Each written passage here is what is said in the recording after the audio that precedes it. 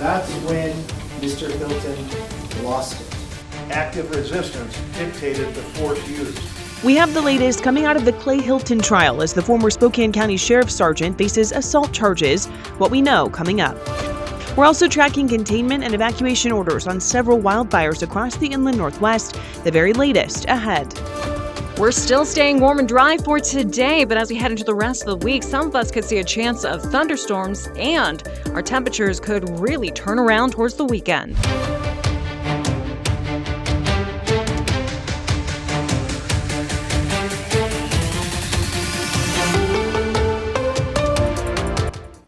Good evening. Thank you for joining us for KREM 2 News at 5 o'clock. I'm Sydney Schofield. Mark has the night off. Let's start by talking about your forecast. We've got meteorologist Cody Proctor in our outdoor weather center right now. Another beautiful day here across the inland Northwest, although a little cloudier today. Cody, what can we expect as we head into our Wednesday? Well, as we head into Wednesday, think of more heat in our forecast. And for us, we're also keeping track of some sunshine as well. But later on this week, we could be really doing a real weather switcheroo, to say the least. But let's talk about right now as we check in over Riverfront Park. At this time, we're currently over at the Spokane Airport. Our temperatures are 83 degrees at this time. Winds are coming in the northeast at 10 miles per hour. So a little breezy for at the moment, but not too much, especially compared to a week ago when we were keeping track of the developments with the upriver fire. Today, much more quiet compared to exactly 7 days ago. Around our region, you can see our temperatures are pretty warm right now, mostly in the low 80s for Coeur d'Alene and Sandpoint, 90 degrees at Moses Lake at this time. Winds, for the most part, relatively calm to light at this very moment. As we head into the next few days, we're going to warm up into tomorrow, but we've got a change coming in later this week by Friday. That's looking to drop our temperatures and bring us some chances of some showers in the forecast, which, by the way, the weekend is Hoop Fest weekend, so could be a different weather story for Hoop Fest this year. Heading into tomorrow, expect things to be relatively calm for us. We are looking at mostly sunny skies, high in the upper 80s for tomorrow. A little bit cooler for Thursday, but not much. And then Friday, well, that's a pretty decent drop. More on that coming up in your full forecast. Cody, thank you. A jury is now deliberating the case of former Spokane County Sergeant Klay Hilton. Prosecutors say he beat a man so badly that the jail refused to book him. KREM 2 News' Regan Gallo was in court today to hear closing arguments and breaks down what we know. Regan?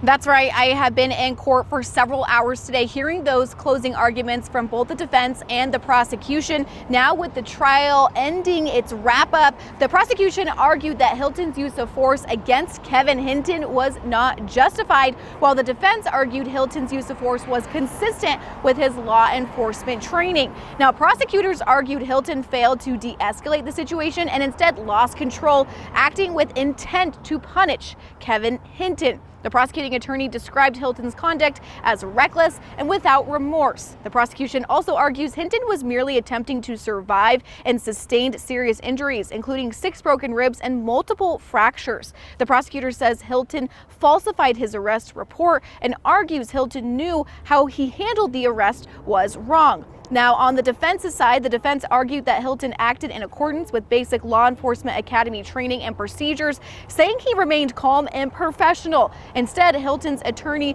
accused Hinton of failing to comply, which he says means Hilton was responding to a situation he perceived as potentially dangerous. The defense also challenged Hinton's testimony, calling him a pathological liar.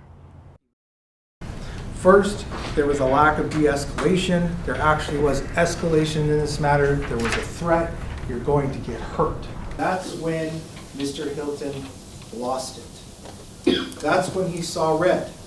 So you're involved in what turned out to be, in the eyes of Sergeant Hilton, a potential life-ending environment. If you lose a fight, it's your last fight. Your gun gets taken and you get killed. Every fight a law enforcement officer gets in, they carry with them that burden. Now, Hilton took the stand Monday. He's claiming self-defense, testifying his use of force was both to gain compliance and to protect his own safety. He's charged with second-degree assault and false swearing. Now, the jury has been dismissed for deliberation, and as of right now, they are still deliberating. KREM 2 News will continue to report from court when we get developing information about that verdict. For now, I'm reporting outside the Spokane County Court. Regan Gallo, KREM 2 News. In another trial that we're closely following, emotional testimony today on the stand at the trial stemming from an alleged hazing incident at a Meade High School football camp. Today, one of the students involved in the alleged attack took the stand, as well as his family members and family members of another student. We were not able to film any of the witnesses for the privacy of the victims and by request of the court. The student emotionally described the incident. He said he was embarrassed and ashamed and suffered in the months that followed. He also said one of the assailants apologized to him, but he said he felt used.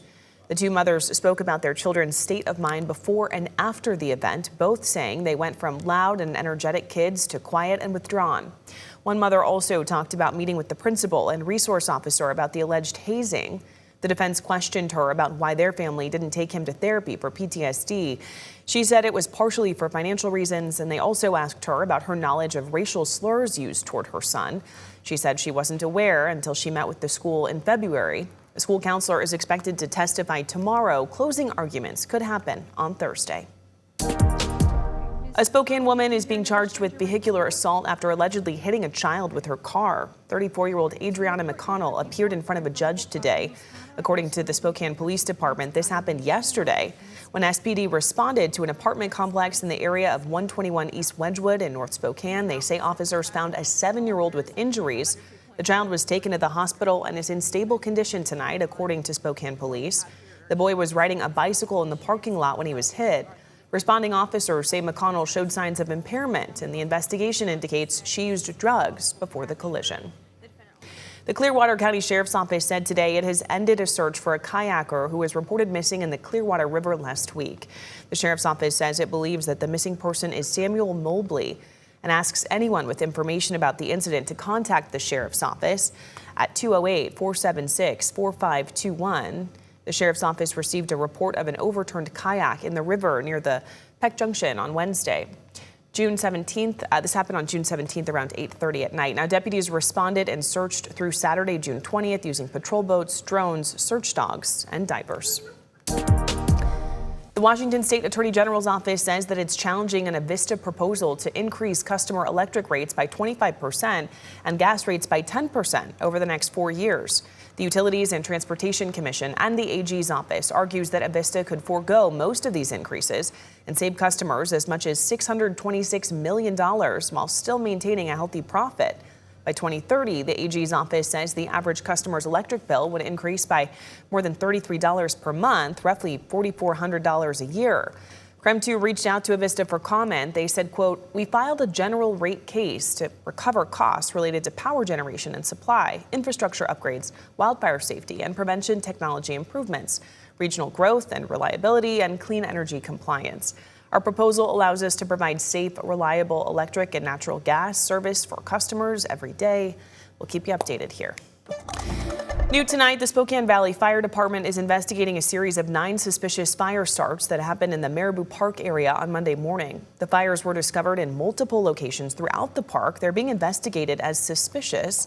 Spokane Valley fire investigators responded and are actively working to determine the cause of those fires.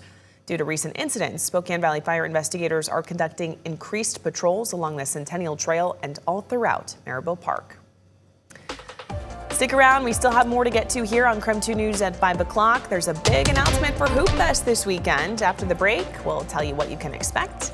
And we have updates on wildfires burning across our region, the latest that we know about containment levels and evacuation orders coming up.